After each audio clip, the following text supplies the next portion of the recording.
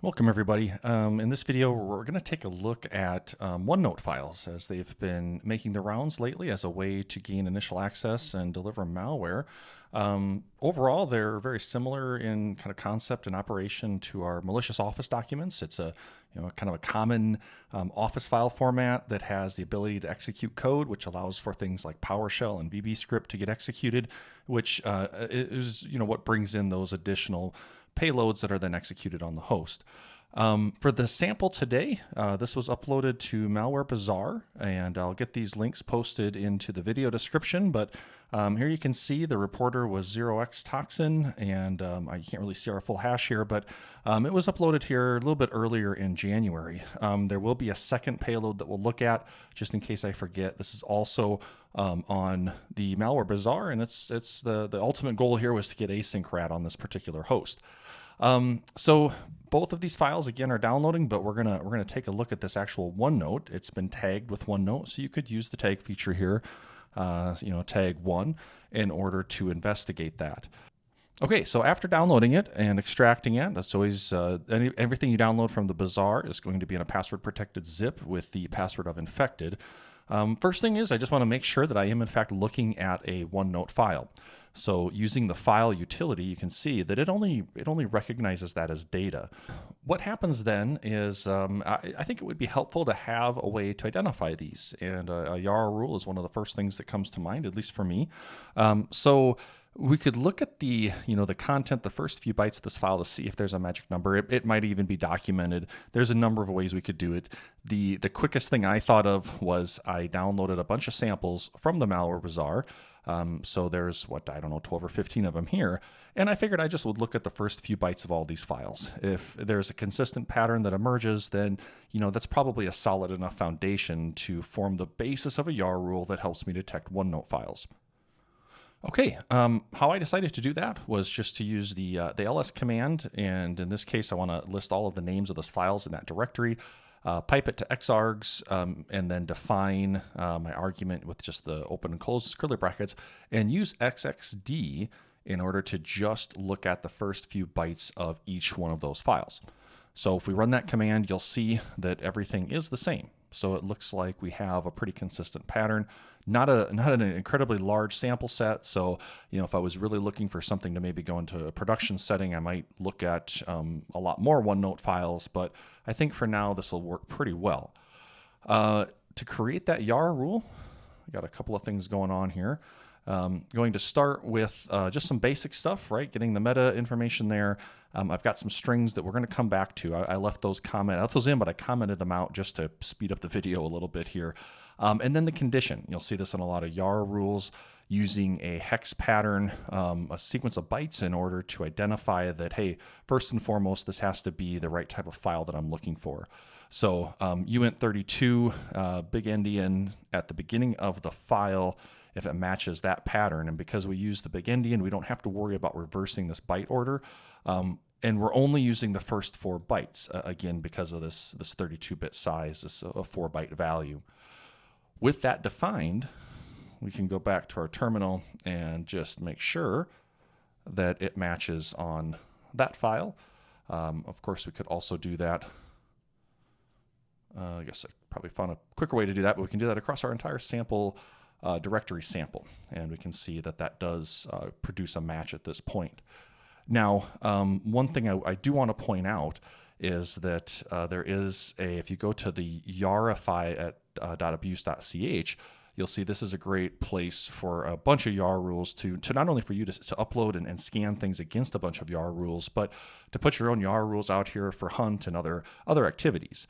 I did a search and found, using OneNote, and found this Yara rule that was uploaded just recently, relative to the time of this recording.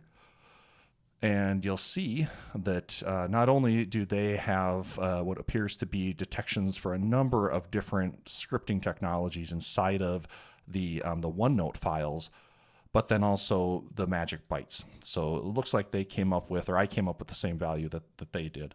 So one, I wanted to plug Yarify. If you haven't been there, definitely check it out. And two, just doing research to help confirm if others are using these values, then for me, for right now, for this sort of initial evaluation of building some initial detections, I think I'm happy with where things are at. Okay, well, what about the OneNote file itself? So now we've got some detections, a base for a detection. We can add more to it if we want to, we will. We can actually just run strings, and I'm going to filter strings a little bit by defining the string size to be at least 10. And once we run that command, you'll see that we have very clearly an HTA file, as well as this VB script, all of this code. Inside of that, we can actually already tell what the most important parts are. And much like macros in a VBA or an Office document that has macros, while there's going to be some obfuscation, a lot of times the purpose of that is just to drop and execute the next stage, or download and execute the next stage. And so we're seeing that here with these invoke web requests, going to these URLs and dropping them, writing them to disk, oftentimes in the environment, the temp directory of the user's environment variable. That's the name. So if we were investigating a host, we could look in that location for that file name, and then executing the process, or executing what was downloaded. So invoice.1, and the second one, transfer.sh, and that's sky.bat. It's going to be dropped as system32.bat, and then that's what's going to be executed. Now, I didn't investigate this one. I suspect that's just kind of a false flag, maybe something that actually is legitimate, so that it looks like all this thing did was to open up an actual legitimate OneNote. But certainly it would be, if I was being thorough, I would download this and take a look at it as well. This one I know is got the primary payload, so I'm happy, at least for this demonstration, to just investigate this bat file. Now, before we download and investigate sky.bat, that was the other artifact I was mentioning here when we started this discussion. What I want to do is talk a little bit about tools. There aren't a lot of them out there, just because OneNote files, well, I guess I don't know how long they've been around. I think they've been around for quite some time. There just hasn't been an uptake in malicious use until relatively recently. So not a lot of tools. Of course, one place that I will always look is for Didier Stevens, and he has a script called OneDump.py that you can go to the GitHub and you can download this. And much like a lot of our tools, there's a help, so -h, and we can get help about the tool itself. There's quite a bit there, so I'm going to leave that to you to investigate if you're interested. The nice thing about OneDump is that it's much like his other tools, and that if we just provide it the name of our file, our OneNote file, to investigate, we'll get more or less this table of contents. You can see there's three. If I was using OLE dump, I'd consider these streams. I'm not sure if that's quite the case here, but 3 different areas that we can investigate. And now what we can do is we can provide as an argument -s to define the stream, and we'll go with 2 for right now, and then -d dumps that. These look like they're probably legit PNG files, so just images. So that means that this is probably our HTA script. If we run this command, you'll see, sure enough, there is our script, right? So what then that I typically do is just go ahead and redirect that output to a file and dump it, and then we can take a look at that in something like Visual Studio Code, where we can refactor, where we can get syntax highlighting, where it just makes it a little bit easier to analyze. Now, we've pretty much already done that, and so there isn't a whole lot of mystery left in this script. We've identified the next stage and what we need to analyze and where things need to go. If this hadn't been available on places like Malware Bazaar, certainly I would just try to download it. The host might still be active even to this day. I didn't check because I already downloaded it. But simply that might be the location. We might have to go in and try to download that file ourselves. Of course, if we get to a point where we can't download the file, we can't find it online, we don't have it as part of an internal investigation or whatever, well, then we might actually have reached a dead end, and that's unfortunate. But it's kind of the nature of how this stuff works. So before we take a look at that file, let's go back to our OLE dump. And I'm just for the sake of completeness, I'm going to go ahead and dump one of those other images Well, I guess it's a PNG, isn't it? So let's give it the right extension. I don't suppose it really matters, but anyways, there we go. And now I'll just open up here. There's our image, and oh yeah, so it isn't much of an image, but it is an image. And if we look at the, let's see, it was the third, we might have something, I suspect it's part of the social engineering in the OneNote to, trick the user into enabling content. Again, oftentimes you'll see that, click to view document, right? So you'll see that in your malicious Office documents. There is oftentimes an element of social engineering in those in order to get the user to enable the content so that the macros can run. Okay, so that's pretty much our OneNote file. If we were to, continue to try to build out our Yara rule, much like you saw with the one on Yarify, well, we have some pretty good strings in here. Certainly we have things like HTA:application.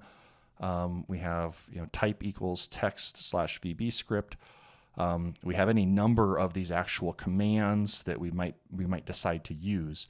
The key is to look for something that has to be consistently used, but unique, right? So a OneNote file that has an HTA application that allows it to execute VB script. Maybe that's not malicious. I don't know the prevalence of OneNote files with scripts inside of them. With Office documents, it's common for organizations to have macro-enabled Office documents because they use them. I don't know if that's the case with OneNote. So, that's something for you to work out. But again, what I'm looking for are strings that are going to help to be unique to that OneNote file, but not have to worry about it changing. Strings like this, this is, I don't recognize that. It's probably just some part of the obfuscation to create something that's somewhat randomly generated. But that could change every time they generate this based off of the tools they're using to obfuscate this code. So even though this might be unique in this instance, I probably wouldn't use that for a rule that I want it to be more broad in order to just detect potentially malicious OneNote files. In any case, we can go back to our malicious OneNote Yara rule that I started working on, and you'll see now I can uncomment the HTA section, and you'll see that I just again identified those strings that I think are distinct and unique, particularly to this document, but then to any of them that use HTA, and then just added the condition and two of them. If we look at the one that I later found on Yarify, that is certainly more robust. So this just was to kind of show you how I would start doing this, and the process I would take in creating this Yara rule. And then you can see how, as you encounter more and more, you see different techniques, and there's a whole directory full of things now that I could investigate, and we could dump strings on or extract the scripts and understand how they work in order to make something a lot more complete. So this is probably a really great place to start by just coming here and taking a look at this particular rule. In any case, I'll save that, and let's just see how much it matches on. And it looks like it matches on quite a few of them. So anyways, we know we didn't get any syntax errors. We know that our rule is working. Of course, the sample that I used to develop the rule is this one, right? So that's probably the more appropriate one to do this initial testing, and then broadening that out to grab some additional samples. Okay, so what about that script, sky.bat? Well, you can see that it is, of course, obfuscated. That's probably not a surprise. And usually one of the first things I look for is areas like this, where we can see obviously a big, large chunk of data. And this just, by looking at it, you can see, it looks like it's probably base64 encoded. And so that is, it makes sense that if this is actually executing malware, that executable has to be in here somewhere, or it has to download it. In this case, just based off of the size, it certainly looks like this is probably the executable itself. And then all this code here is designed just to perform that execution, to decode it, to maybe decrypt it or decompress it, and then to execute it. First things first, take the base64 blob of data and let's just decode it. So I've got CyberChef open for that. We're going to have to come back here. So I'm going to start building up a few recipes. But if we add from base64, you'll see that it does do the decoding properly, but we don't really get any results. So this would indicate to me that since we didn't get any errors, but we didn't get anything that was immediately human recognizable, we're either dealing with compressed data or encrypted data or possibly both. Well, if that's the case, then the answer lies in here and how this batch script is, what it's doing, how it's working with this payload. How to unravel this? Well, there's probably a number of ways, but the quickest route and that occurred to me was just to figure out, okay, these are obviously not full commands. This is something that's going to be bits of a string that are going to be concatenated back together and then executed. It doesn't look like if these were to be just concatenated in order that they would provide any value. And furthermore, you notice that you have on the left hand side a random sequence of characters and then an equal sign and then a couple of characters. And over here you start to see things like PO, PowerShell, yeah, probably, right? Well, then when you see this statement here, this is being defined EFLP equals set space. That's essentially just replacing this value, and what this statement becomes, I can modify it just a little bit here just to show you, is essentially that. All right, set, and then a variable, and then a value. Well, where could these be used? Because you see these values are repeating, so that's just the building of all of those variables. And go all the way down to the bottom, then we see the pattern change just a little bit. And let's just to test this theory. If we highlight this as a variable, we can see it's used down here, right? So now all those variables are just being used in these. There's three statements here to kind of rearrange the characters in the proper order to get the commands that need to be executed. So we have a line here, and then a CLS, and then a line here and a line here. So these are the three things that make the most difference.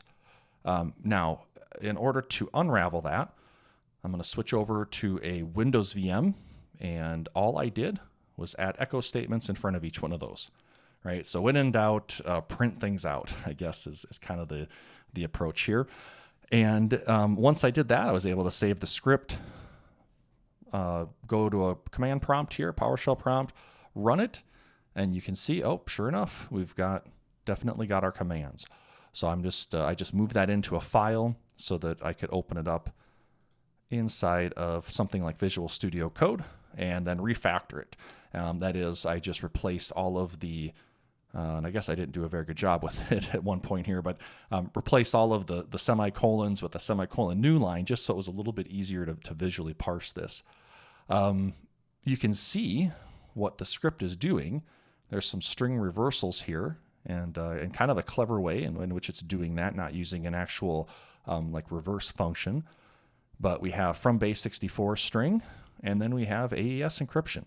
So now we can identify clearly our key and our initialization vector. Those are base64 encoded as well, and that's just obvious. I mean, if one thing, it's the padding with the equal signs at the end. That would be the most obvious once you understand base64 encoding, right? So, and then of course you have the actual function that says from base64. Okay, after that's decrypted, then it uses gzip to decompress. So when I mentioned earlier, there might be both. There might be encryption and compression, compression and encryption. There is encryption and then decompression, and then finally the execution of that payload. So what that means is that if we just continue to use CyberChef, we can pull up AES. We can say AES decrypt, and I copied those keys.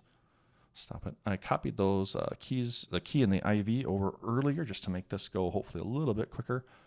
We can paste that in. We can say this key is base64. Very similar here.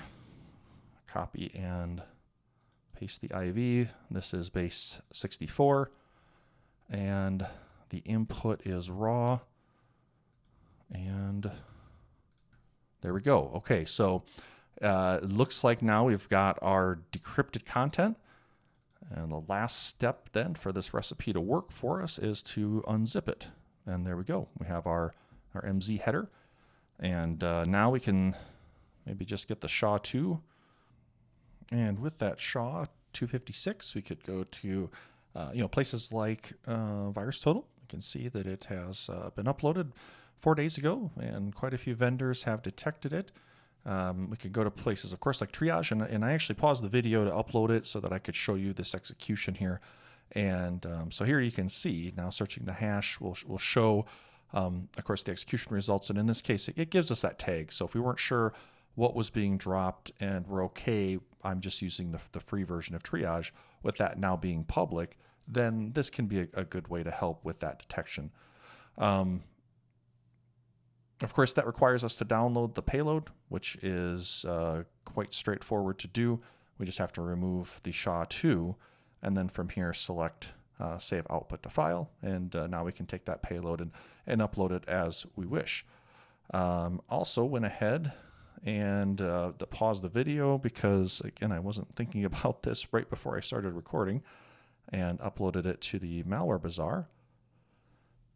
And as soon as we get the browse page, let's see, so we can search by SHA-256. This is of the actual payload, and that should show up now as submitted and tagged with AsyncRAT, right? So the service provided by Malware Bazaar. Again, probably the only significant drawback is it's now public. So if you upload it, it's public. Someone knows that you found it and uploaded it, but the Bazaar does a great job of tagging things, so that might help you to identify it if you weren't able to figure it out yourself or you weren't sure.